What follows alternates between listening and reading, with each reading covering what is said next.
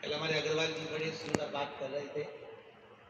भैया जी के बड़े भैया बैठे थे, सोफा पे आए थे, तो कहे गुरु जी हम एक डॉक्टर से लिखवा के लेकर आए कि डाइट का पर्चा कि कितना खाना चाहिए कितना नहीं खाना।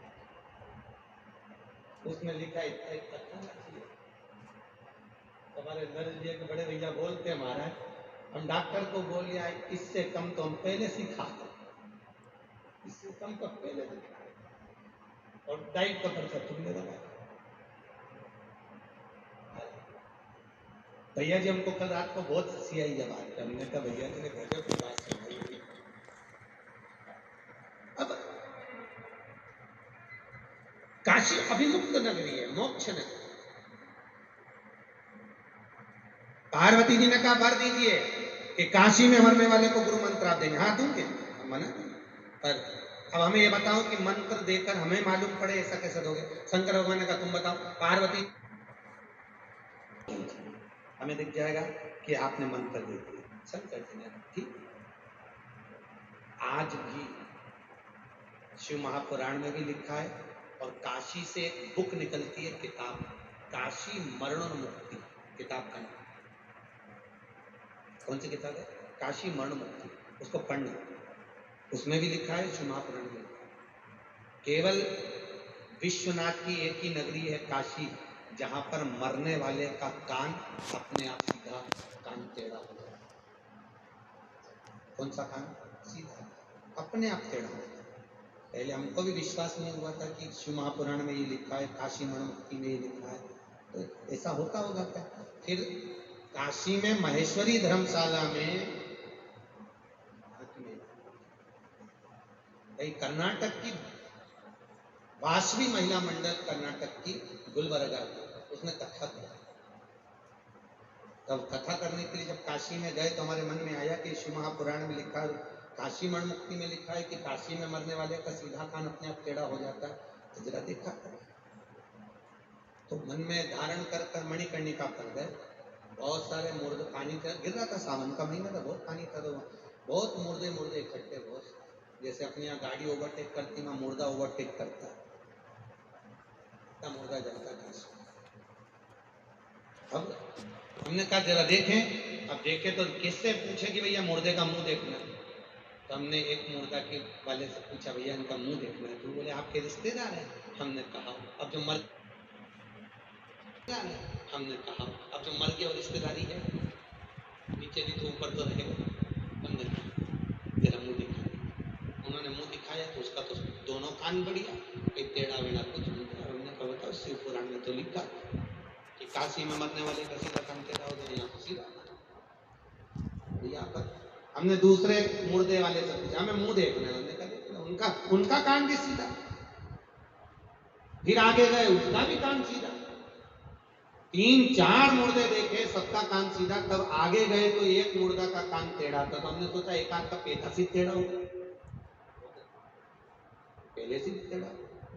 फिर और आगे गए तो वहां जाकर देखा तो वहां भी एक कान सीधा था, उसके बाद वाले मुर्दे का कान टेढ़ा था।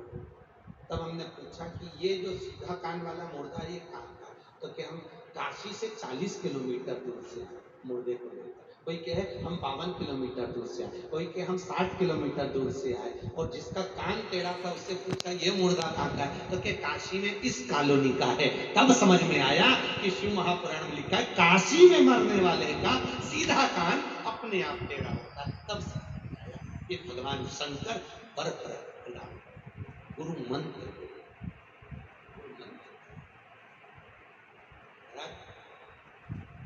अभिमुक्त नगरी है। भगवान शंकर ने कहा काल भैरव तुम काशी में जाकर कोतवाल बनकर बैठ जाओ।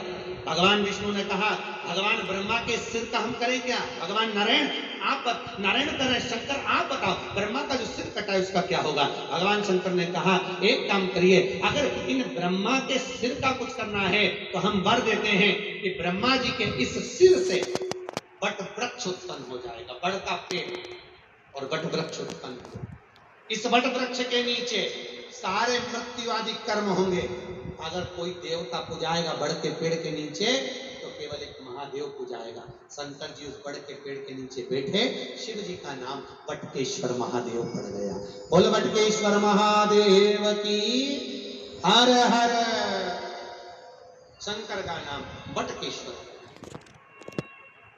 याद रखिए, कोई काम करने के लिए जा रहे हो, 50 बार विचार कर लिया और वो काम नहीं हो रहा, बहुत बहुत प्रयास किया और काम नहीं हो रहा, तो कुछ ना करिए, बड़ के पेड़ के नीचे जाइए, एक पान के पत्ते के ऊपर बालू रेत का शिवलिंग बनाइए। काय का शिवलिंग बनाना है? जम के बोलिए, बालू रेत का शिवलिंग बनाकर उस पर 3 चम्मच दही, थोड़ा थोड़ा सा 3 बार दही चढ़ा दीजिए और अपने मनोकामना कर कर उसी दही को उठाकर लाकर अपने घर के दरवाजे पर स्वस्तिक बना दीजिए। मात्र 1 महीने के अंदर आपका वो काम सफल हो जाएगा, जिस काम के लिए आप इतने समय से खेल रहे हैं। कौन सा महादेव? किसका नाम लेना है? बटकेश्वर महादेव। कौन सा महादेव है? जम के बोलिए, बटकेश्वर। केवल एक बटकेश्वर महादेव। हमारे शास्त्रों में आज भी नियम है बटकेश्वर महादेव का। जैसे हनुमान जी के जो तीसरे नंबर के भाई, हनुमान सबके भाई कितने?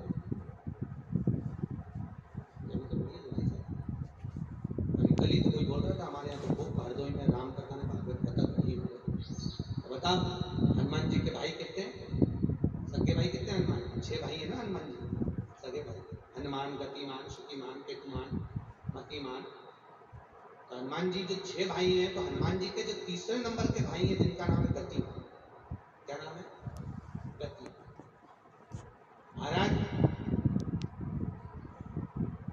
घर में अगर कोई वाहन आता है, घर में अगर कोई गाड़ी आती है, चाहे 2 व्हीलर आए, चाहे 4 व्हीलर आए, या कोई फैक्ट्री हो जो चल नहीं रही हो, बड़े परेशान हो गए, कुछ दिन अच्छा चलती फिर बैठ जाती, कुछ दिन अच्छी चलती फिर बैठ जाती, कोई व्यापार आप कर रहे हैं और थोड़े दिन अच्छा चल रहा है, थोड़े दिन बैठ रहा है, तो कुछ नहीं करना, केवल हनुमान जी के मंदिर का उल्टा पांव का सिंदूर लेकर आइए और हनुमान जी के तीसरे नंबर का भाई जिसका नाम है गतिमान।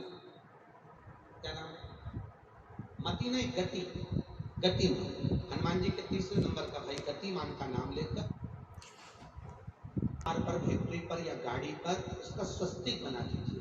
जिंदगी में कभी ना तो गाड़ी का एक्सीडेंट होगा, ना कहीं वो गाड़ी कभी ठुकाएगी और ना कभी खड्डे में जाएगी। और अगर फैक्ट्री पर आपने अगर स्वस्तिक बनाया है तो वो फैक्ट्री कभी कर्जे में, खड्डे में नहीं जा सकती, उन्नति की होगी। गतिमान, हनुमान जी के तीसरे नंबर के भाई गतिमान के, गतिमान की। जैसे शंकर भगवान की सबसे छोटी लड़की अशोक सुंदर, क्या नाम है उसका? अशोक सुंदर। शंकर जी की पूरी 6 लड़कियां हैं, 6 लड़कियों में सबसे छोटी लड़की का नाम है अशोक सुंदर, शंकर भगवान। तो शंकर भगवान की जो सबसे छोटी लड़की अशोक सुंदरी, जैसे कोई लड़का लड़की का विवाह नहीं होता तो हम कहा शंकर भगवान का जो पूरा जलाधारी है या भगवान शंकर का जो स्वरूप है, मान लो ये शिवलिंग है, अच्छे से समझ लेना, भगवान शंकर का ये शिवलिंग, ठीक है। शंकर भगवान का पूरा परिवार एक शिवलिंग के अंदर, पूरी जलाधारी के अंदर पूरा परिवार। शंकर जी का ये शिवलिंग, यहाँ से पानी गिरता है, तो शंकर भगवान का जहाँ से पानी गिरता है उसका जो राइट भाग है, उस राइट भाग पर गणेश जी का निवास है। लेफ्ट जो भाग है उस पर कार्तिकेय का निवास है। शंकर भगवान के पानी गिरने वाली जगह में बीच में एक मोटी सी लाइन होती है।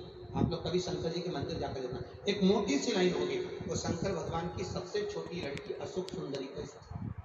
जहां पर शिवलिंग रखा हुआ है, जो गोल भाग है वो माता पार्वती जी की कटी भाग गोद है। माता पार्वती जी की गोद में भगवान शंकर का शिवलिंग विराजमान। शंकर जी के ऊपर जो पानी नीचे गिर रहा है जलाधारी में, वहां पर शंकर भगवान की 5 लड़कियां, जया, विशरा, शामलीबारी, देव, ऐसी 5 लड़कियां, 2 तल, ऐसी 5 लड़कियां शंकर जी के ऊपर से जलभाग भगवान शिव पर गिरा हुआ। 3 जगह पर 3 टेकी पर एक कलश रखा रहता है, वो 3 टेकी ब्रह्मा विष्णु महेश का एकाग्र भाव दर्शन है। इसलिए हमारे हिंदू धर्म में कहा जाता है कि कोई बच्चा कोई बच्ची अगर शादी नहीं हो रही हो या कोई एग्जाम देने बैठ रहे हैं, सीए का एग्जाम दे रहे हैं या किसी चीज का एग्जाम दे रहा है और बच्चा पास नहीं हो रहा, निकल ही नहीं रहा, तो जो अशोक सुंदरी वाली लाइन होती है ना, उस अशोक सुंदरी की लाइन पर अगर कुंकू चढ़ाकर और लाल पुष्प चढ़ाकर उसी कुंकू पर तिलक लगाकर बालक या बालिका चले जाते हैं तो वो उस परीक्षा में पास हो जाते हैं जिस परीक्षा में वो बैठे। अशोक सुंदरी के स्थान की इतनी महत्व है, अशोक सुंदरी के स्थान का इतना महत्व, इतनी महत्व। शंकर जी पे जल कितनी जगह चढ़ता है? 5 जगह पर शंकर जी को जल चढ़ाया जाता है। पूरी जिंदगी आप शिवलिंग पर कितना भी पानी घोल लेना, शंकर कभी प्रकट नहीं होंगे। सावन महीने जाके कितना भी अभिषेक कर लेना, शिव प्रकट नहीं होंगे। शंकर को 5 जगह जल चढ़ता है। पहला